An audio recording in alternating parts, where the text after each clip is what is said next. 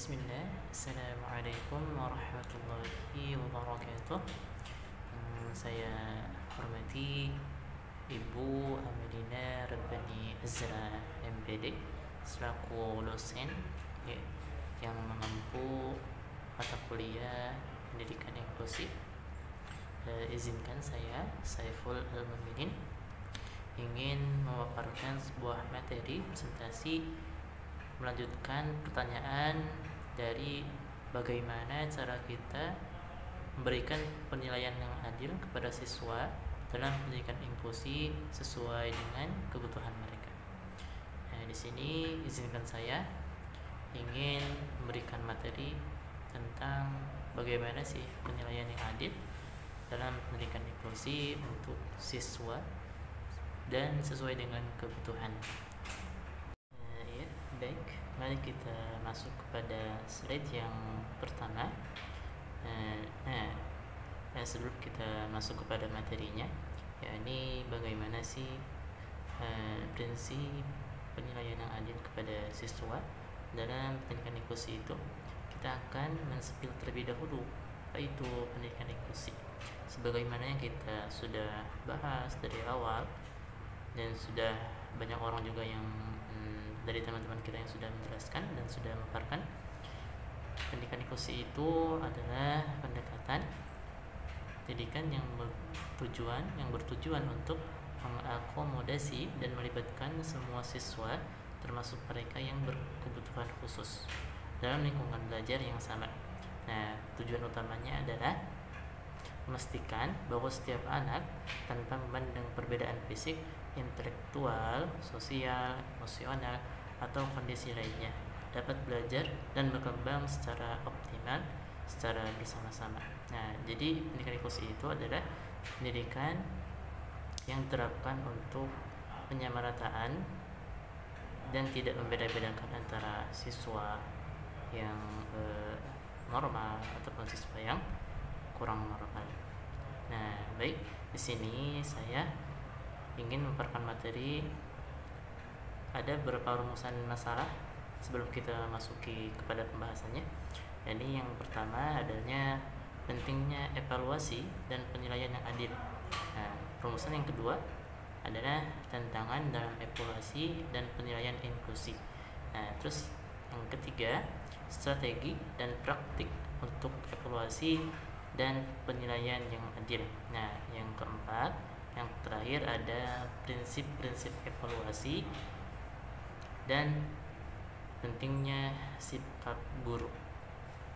Sini kita akan membahas itu semua secara rinci pada slide selanjutnya. Kita masuk kepada slide selanjutnya, yakni pentingnya evaluasi dan penilaian yang adil. Di sini ada beberapa poin yang saya cantumkan. Ini ada 4 poin ya. Yang A, ini memastikan kesetaraan dan keadilan bagi semua siswa. Jadi sangat penting sekali penilaian yang adil itu terhadap siswa dalam pendidikan inklusi, yakni A ini pertama ini memastikan kesetaraan pada semua siswa. Jadi dengan adanya penilaian yang adil, tidak membedakan dan tidak melihat pandang bulu dari siswa atau dari siswa itu sendiri, apakah dia dari mana, tidak membedakan ras ataupun suku ataupun budayanya. Jadi penilaian ini tuh sangat penting dan baik untuk diterapkan dalam pendidikan inklusi. Adapun yang kedua, yakni sangat penting sekali untuk mengakui dan menghargai keragaman kemampuan dan kebutuhan siswa. Jadi setiap siswa itu pasti punya kebutuhannya yang berbeda, tidak mungkin sama. Pastinya ada perbedaan. Jadi pentingnya penilaian ini adalah untuk mengakui perbedaan itu. Jadi siswa bisa percaya diri dalam proses pembelajaran. Yang C, memberikan umpan balik yang bermakna untuk mendukung perkembangan siswa. Jadi dengan adanya penilaian, siswa itu pasti termotivasi untuk tetap belajar, terus belajar dan bersemangat dalam mengikuti pelajaran. Nah, ada yang terakhir adalah yang D, mendorong partisipasi aktif dan motivasi belajar siswa. Nah, jadi untuk mendorong partisipasi siswa dan motivasi siswa dalam proses pembelajaran. Jadi penilaian ini atau penilaian yang adil itu sangat penting dalam proses pembelajaran ataupun dalam pendidikan inklusi itu sendiri.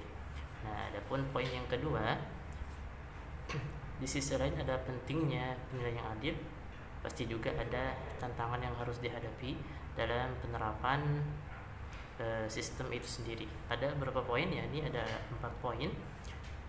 Yang A adalah keragaman, kemampuan, dan kebutuhan siswa. Nah, jadi tantangan yang pertama dalam penerapan penilaian yang adil ini adalah yang A ini, keragaman, kemampuan. Jadi setiap siswa pasti punya keragaman, perbedaan, dan kebutuhannya masing-masing. Nah, jadi kita juga agak sulit untuk menerapkan sistem penilaian itu kepada siswa A, siswa B, siswa C, dan kepada siswa-siswa yang lainnya. Nah, yang poin kedua, yang B, bias dalam instrumen dan metode penilaian tradisional.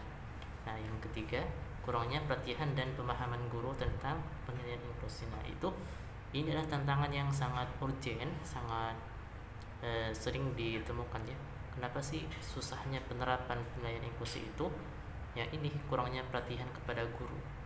Nah, jadi setiap guru itu kurangnya pemahaman terhadap bagaimana sih penilaian yang adil kepada siswa dalam proses pendidikan inklusi itu. Nah, di sini adalah faktor tantangannya di situ. Kurangnya pelatihan dan pemahaman guru tentang penilaian inklusi. Nah, yang terakhir yang D adalah sumber daya dan fasilitas yang terbatas. Nah, ini juga jadi poin penting ya. Tantangan kenapa penilaian inklusi itu susah untuk diterapkan adalah sumber daya dan fasilitas yang tidak memadai. Itu juga menjadi hambatan atau tantangan yang harus kita hadapi dalam penerapan penilaian dalam pendidikan inklusi. Baik, kita masuk kepada slide selanjutnya.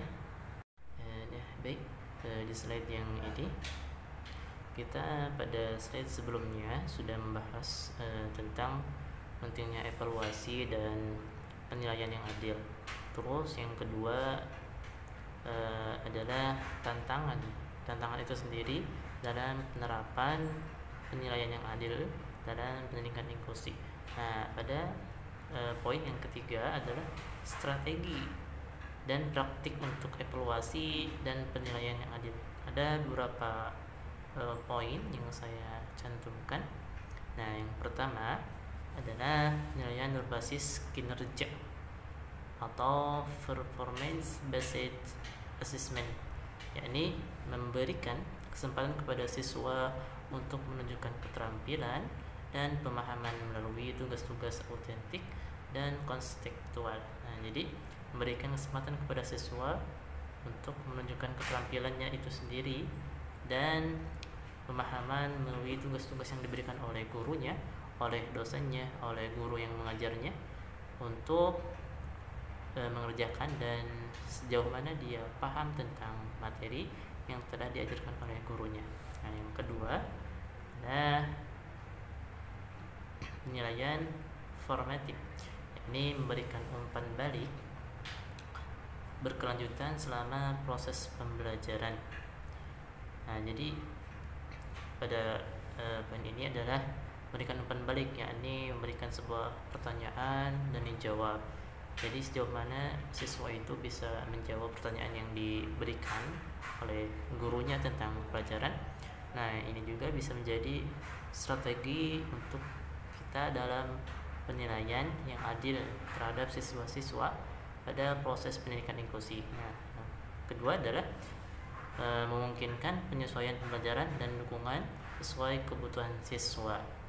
Nah, yakni pada poin C adalah penyesuaian dan akomodasi penilaian. Nah, adalah memberikan akomodasi dan modifikasi yang sesuai dengan kebutuhan individu siswa. Nah, pada poin D, keterlibatan siswa dalam proses penilaian. Nah, ini mendorong berpartisipasi dalam menetapkan tujuan dan kriteria penilaian. Nah, jadi siswa juga diberikan kesempatan untuk melakukan penilaian oleh gurunya dari segi memeriksa tugas, dari segi lihat teman-temannya mungkin yang mana yang baik dan yang mana yang kurang baik. Itu juga memberikan kesempatan guru kepada siswa untuk menilai teman-temannya dan mungkin bisa dikasih tahu atau diberitahu kepada gurunya itu sendiri. Jadi poin yang keempat atau yang D ini memberikan keterlibatan siswa dalam proses penilaian. Nah, yang poin kelima atau poin E, pelatihan dan pengembangan profesional guru. Ini memberikan pelatihan kepada guru tentang prinsip-prinsip penilaian inklusi dan strategi yang efektif. Nah, jadi pada poin ini sebagaimana yang kita sudah jelaskan pada poin sebelumnya, yakni di antara poin-poin tentang tantangan dalam penerapan pendidikan inklusi atau penerapan penilaian yang adil dalam pendidikan inklusi itu adalah kurangnya pemahaman dan kurangnya pelatihan kepada guru yang tidak memahami bagaimana cara penerapan penilaian yang adil pada siswa dalam pendidikan inklusi. Nah, di sini strategi yang diterapkan adalah melakukan pelatihan terlebih dahulu kepada guru, dan sehingga guru itu menjadi profesional dan paham bagaimana cara dia untuk memberikan penilaian yang adil kepada para siswa sesuai dengan pendidikan inklusi dan tujuan penilaian inklusi itu sendiri. Nah, yang kedua adalah mendorong kolaborasi dan sharing praktik terbaik di antara guru. Nah, jadi pelatihan ini juga mendorong kolaborasi dan strategi yang baik di antara guru. Jadi di antara para guru itu saling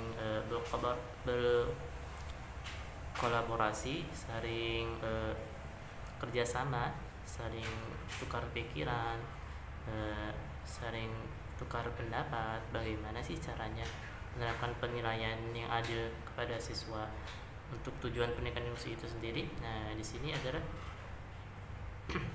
pentingnya pelatihan kepada para guru. Nah, poin yang terakhir yakni pada poin F atau poin ke-6 dalam strategi untuk penilaian yang adil adalah melibatkan keluarga dan masyarakat. Nah, yakni melibatkan keluarga dan masyarakat dalam proses penilaian dan juga evaluasi, membangun kemitraan yang kuat untuk mendukung keberhasilan siswa.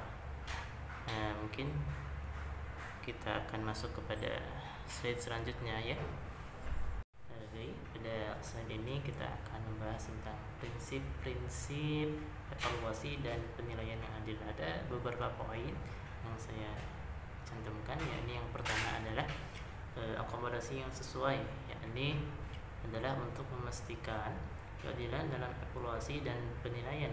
Penting bagi guru dan sekolah untuk menyediakan akomodasi yang sesuai bagi siswa dengan berkebutuhan khusus. Akomodasi ini dapat mencakup waktu tambahan untuk menyelesaikan tes, penggunaan alat bantu khusus atau modifikasi format tes. Akomodasi harus disesuaikan dengan kebutuhan individu siswa dan tidak memberi keuntungan atau kerugian yang tidak adil bagi siswa lain. Nah, yakni di sini adalah memberikan kesempatan atau kesetaraan pada siswa yang normal dan kepada siswa yang berkebutuhan khusus, dan kita juga harus memberikan kemudahan kepada siswa yang berkebutuhan khusus untuk bisa mengikuti tes yang diadakan dengan cara yakni memberikan kemudahan. Yang pertama adalah memberikan waktu tambahan kepada siswa tersebut. Yang kedua adalah memberikan alat bantu untuk siswa tersebut untuk bisa mengikuti tes, yakni melihat kepada siswa yang berkebutuhan khusus itu sendiri apa yang menjadi kendala dia untuk bisa mengikuti tes itu, maka kita harus memberikan kemudahan dan memberikan alat yang mungkin bisa dipakai untuk dia bisa mengikuti tes yang dilaksanakan. Nah, yang kedua adalah penilaian yang berbasis kompetensi. Nah, dalam pendidikan inklusi, penilaian ini dapat menjadi metode yang lebih adil daripada penilaian tradisional yang lain, yang berfokus pada standar penilaian basis kompetensi. Ini memungkinkan siswa untuk menunjukkan penguasaan mereka atas keterampilan dan pengetahuan yang diharapkan tanpa harus mengikuti tes yang mungkin tidak sesuai dengan gaya belajar atau kemampuan mereka. Nah, poin ketiga adalah penilaian autentik. Nah, penilaian ini melibatkan tugas-tugas yang relevan dengan dunia nyata dan memungkinkan siswa untuk menunjukkan keterampilan dan pengetahuan mereka dalam konteks yang bermakna.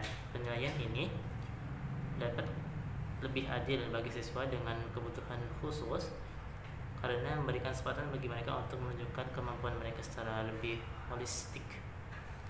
Nah, jadi pada penilaian ini memberikan tugas-tugas yang relevan dengan dunia nyata. Penilaian ini juga lebih diuntungkan untuk kepada siswa-siswa yang berkebutuhan khusus, yakni untuk memberikan kesempatan mereka mengeluarkan kemampuan mereka atau kelebihan mereka yang mereka miliki kepada guru yang mengajar mereka. Nah, itu juga bisa menjadi sebuah penilaian atau nilai plus dari guru kepada orang-orang atau kepada siswa yang berkebutuhan khusus untuk mendapatkan nilai yang adil dengan nilai siswa-siswa yang lain yang mungkin mereka normal, bukan siswa yang berkebutuhan khusus. Pada poin selanjutnya, yakni poin yang keempat, keterlibatan siswa dan keluarga. Yakni untuk memastikan keadilan dalam evaluasi dan penilaian, penting untuk melibatkan siswa dan keluarga mereka dalam proses pengambilan keputusan. Guru harus bekerja sama dengan siswa dan keluarga untuk memahami kebutuhan dan referensi mereka serta menyesuaikan metode evaluasi dan penilaian dengan cara yang paling sesuai. Nah, jadi guru juga, siswa dan keluarga bisa saling berkolaborasi dan bekerja sama. Apalagi guru dengan keluarga ataupun guru dengan orang tua siswa itu sangat penting bagi mereka untuk bisa mengetahui bagaimana siswa tersebut, kepribadian mereka, terus bagaimana cara mereka ataupun bagaimana cara terbaik kita untuk memberikan sebuah materi atau pelajaran kepada mereka. Nah, pasti orang tua lebih mengetahui itu daripada sang guru. Nah, jadi keterlibatan ini antara guru dengan orang tua siswa itu sangat baik dan sangat penting lagi, dan harus diadakan untuk bisa mempermudah proses pendidikan dan proses pemberian pelajaran kepada siswa itu sendiri. Nah, jadi yang terakhir ataupun yang poin kelima adalah pelatihan dan pengembangan profesional guru. Ini untuk melaksanakan evaluasi dan penilaian yang adil dalam konteks pendidikan inklusi, guru memerlukan pelatihan dan pengembangan profesional yang memadai. Nah, jadi prinsip-prinsip ini juga adalah yang harus diterapkan oleh para guru, bukan hanya siswa, tapi guru juga harus memegang erat prinsip-prinsip dalam penilaian yang adil pada pendidikan inklusi ini. Jadi guru juga harus melakukan pelatihan agar mereka bisa memahami dan mereka juga bisa profesional dalam bagaimana cara penilaian yang adil kepada siswa yang berkebutuhan khusus dan siswa-siswa yang normal, agar mereka tidak saling merendahkan. Dan jadi guru juga perlu untuk dibimbing, perlu untuk diedukasi, perlu untuk diberikan pelatihan kepada mereka agar mereka memahami bagaimana cara penilaian yang adil pada para siswa dalam proses dan tujuan pendidikan inklusi pada pembelajaran atau sekolah itu sendiri. Nah, itu ya, yakni poin selanjutnya pada rumusan masalah, yakni pentingnya sikap guru. Nah, sikap guru juga sangat penting dalam proses penilaian ini, karena yang pertama adalah memberikan kesempatan yang setara. Guru juga harus memastikan bahwa setiap siswa memiliki kesempatan yang setara untuk menunjukkan kemampuan mereka dalam proses evaluasi dan penilaian. Ini berarti mempertimbangkan kebutuhan khusus siswa dan menyediakan akomodasi yang sesuai seperti waktu tambahan, format alternatif, dan bantuan teknologi. Nah, jadi guru juga harus memberikan kesempatan kepada para siswa yang setara, jadi tidak membedakan dan tidak pilih siswa kepada mereka. Jadi guru juga harus menyesuaikan mana siswa yang mungkin harus menggunakan alat bantu, ya, mana juga siswa yang mungkin tidak perlu menggunakan alat bantu. Guru juga harus melihat itu, karena proses itu juga yang akan siswa lakukan dalam proses pembelajaran dan mungkin bisa mempermudah siswa dalam proses pembelajaran. Yang kedua adalah dalam pentingnya sikap guru dalam proses penilaian dalam pembelajaran inklusi ini adalah menghindari bias dan diskriminasi. Nah, ini adalah tugas sebagai guru untuk memberikan sebuah pembelajaran kepada siswa bahwasannya diskriminasi itu tidak baik dan tidak patut untuk dilakukan kepada siswa untuk mendiskriminasi temannya yang mungkin tidak seperti dia.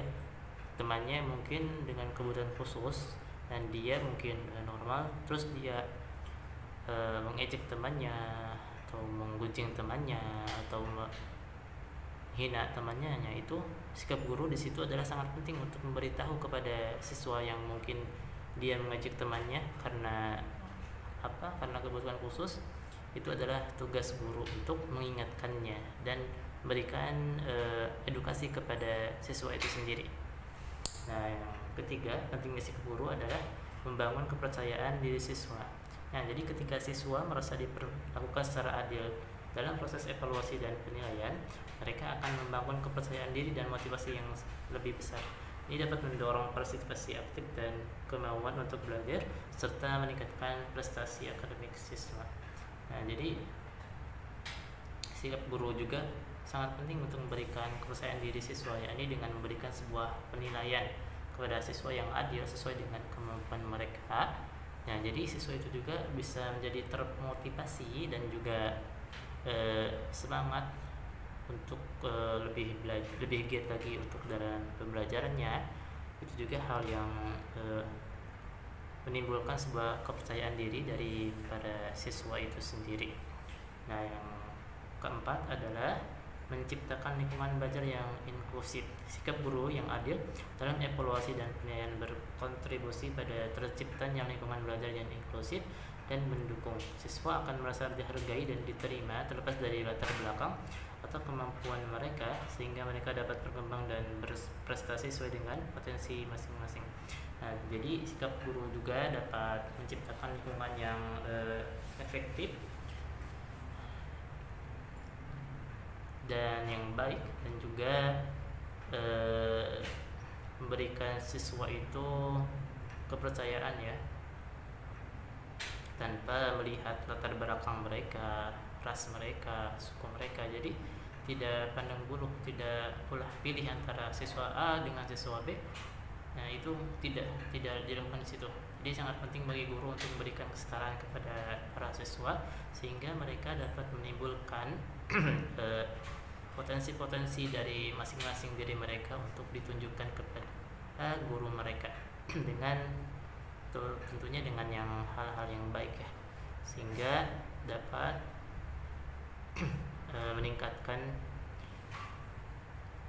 meningkatkan penilaian bagi mereka dan kemampuan mereka. Nah, yang kelima ataupun yang terakhir, yakni meningkatkan akuntabilitas dan transparansi. Nah, dengan menerapkan sikap yang adil dan evaluasi dan penilaian, guru dapat meningkatkan akuntabilitas dan transparansi dalam proses pendidikan. Ini membantu membangun kepercayaan antara guru, siswa, dan orang tua, serta mempromosikan praktik terbaik dalam sistem pendidikan. Nah, ini juga sangat penting, ya, bagi sikap guru untuk meningkatkan. Sikap guru juga sangat penting dalam peningkatan akuntabilitas dan transparansi. Nah, Jadi sikap guru itu juga sangat penting. Nah, ini untuk membantu membangun kepercayaan antara guru, siswa dan orang tua serta mempromosikan praktik terbaik dalam sistem pendidikan. Nah, itu saja, dan itulah poin-poin dan slide prinsip-prinsip evaluasi dan penilaian yang adil. Baik, kita sudah menuju kepada kesimpulan pada slide terakhir ya. Nah, sebelum kita masuk kepada kesimpulan, tadi saya sudah menerangkan atau memaparkan sebuah materi dari rumusan-rumusan masalah, bagaimana sih cara menggunakan atau cara penerapan penilaian yang adil kepada siswa dalam proses pendidikan inklusi.